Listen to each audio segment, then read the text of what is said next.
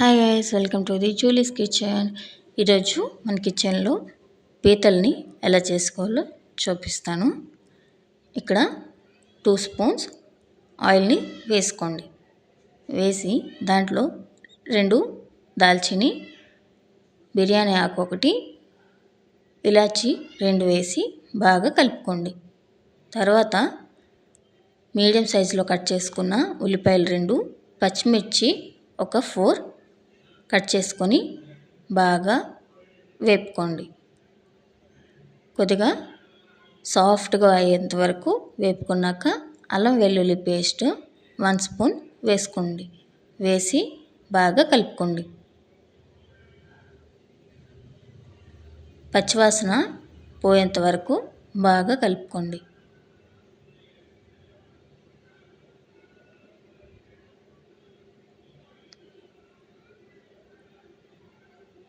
తర్వాత ఒక పెద్ద టమాటాని సన్నగా కట్ చేసి వేసుకోండి.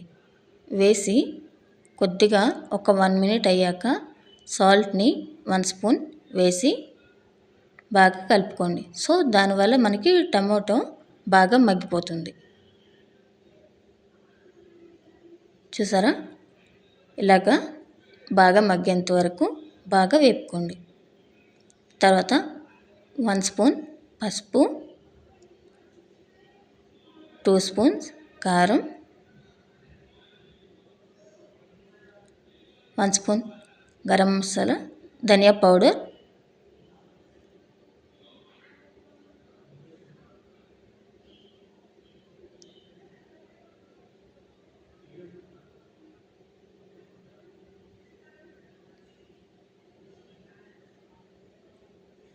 తర్వాత మన క్రాబ్స్ ఉంటాయి కదా, అవి వేసుకోండి. ఇక్కడ నేను క్రాబ్స్వి కాళ్ళు ఉంటాయి కదా, నేను కొద్దిగా నార్మల్గా ఇలా దంచాను.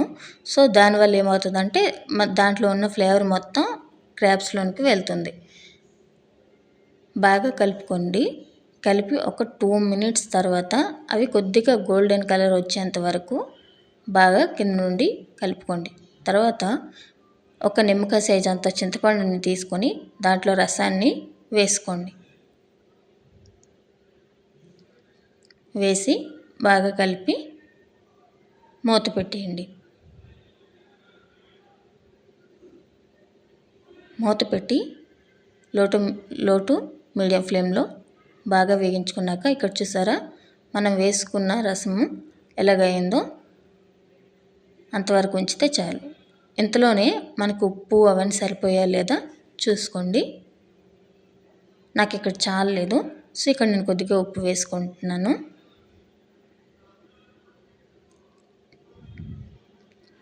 వేసి బాగా కలుపుకోండి.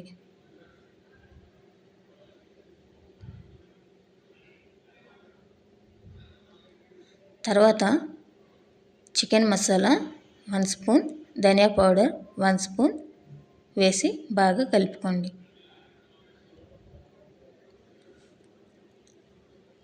కలిపి కొరియాండర్ ఉంటుంది కదా వెండిది, అది వేసి బాగా కలుపుకోండి. తర్వాత మీ పీతల కర్రీ రెడీ అవుతుంది. దీన్నే క్రాబ్స్ అంటారు. మా ఒడిశాలో బాగా ఫేమస్ ఇది కర్రీ. మీకు నచ్చితే లైక్ చేయండి, కామెంట్ చేయండి, సబ్స్క్రైబ్ చేయండి. పక్కాగా ట్రై చేయండి.